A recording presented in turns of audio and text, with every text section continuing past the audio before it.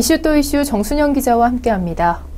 성인이 이 미성년자를 연기한 음란물을 아동 청소년의 성보호에 관한 법률, 이른바 아청법으로 처벌할 수 있다는 헌법재판소의 판단이 나왔죠. 네, 그렇습니다. 네. 그동안 참 말도 많고 탈도 많았죠. 네. 예, 아동 청소년 보호법, 아청법에 대한 이 헌법재판소의 판결이 나왔습니다. 결국에는 이 법률로 처벌을 하는 것은 합헌이다라는 결정이 나와서 또 앞으로는 좀 더욱더 논란의 소지가 많아 보입니다. 왜냐하면 그 기준을 설정하는 게 어디서부터 어디까지다 명확하게 네. 설정이 되어 있지 않기 때문인데요.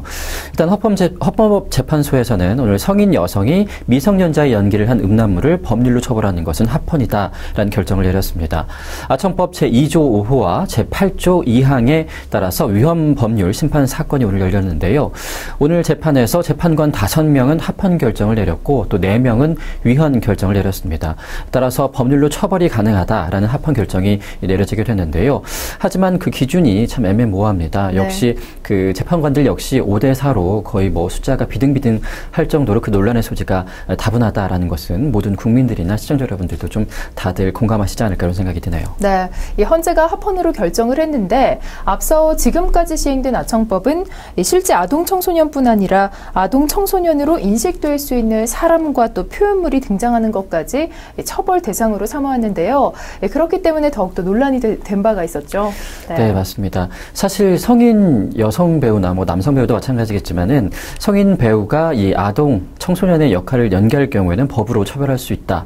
그런데 과연 뭐 교복 같은 경우에는 분명히 아이들이 입는 옷이기 때문에 네. 뭐 아청법 위반이 맞겠지만은 뭐 택을 보고서 뭐 아동의 네. 아동복이다라고 결정을 할 수 있는 것도 아니고 그 기준을 어디서부터 어디까지 설정을 해야 되는지 애매모호하기 때문에 이 굉장한 잠재적인 범죄자를 양산할 수 있다라는 그런 우려의 목소리가 커지고 있는데요.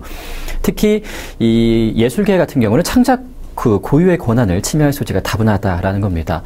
우리가 좀 재밌게 보셨을 겁니다. 방자전이나 은교 네. 같은 영화들을 대표적으로 들 수가 있을 텐데 성인 배우가 청소년의 역할을 했죠. 이런 영화 같은 경우도 이 법률을 적용을 한다면 충분히 처벌이 가능하다는 거죠.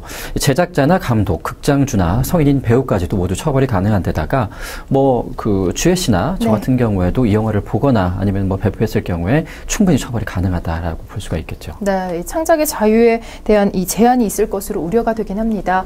그렇다면 이 아청법을 어길 경우에는 어떤 처벌을 받게 되나요?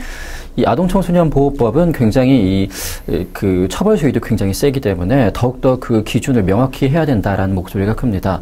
이 아동 청소년 보호법, 특히 음란물을 영리 목적으로 소지하거나 배포할 경우에는 7년 이하의 징역에 처해지게 되고 아청법을 위반하면은 20년간 경찰의 관리를 받고 또 신상 정보가 일반에 고지가 됩니다.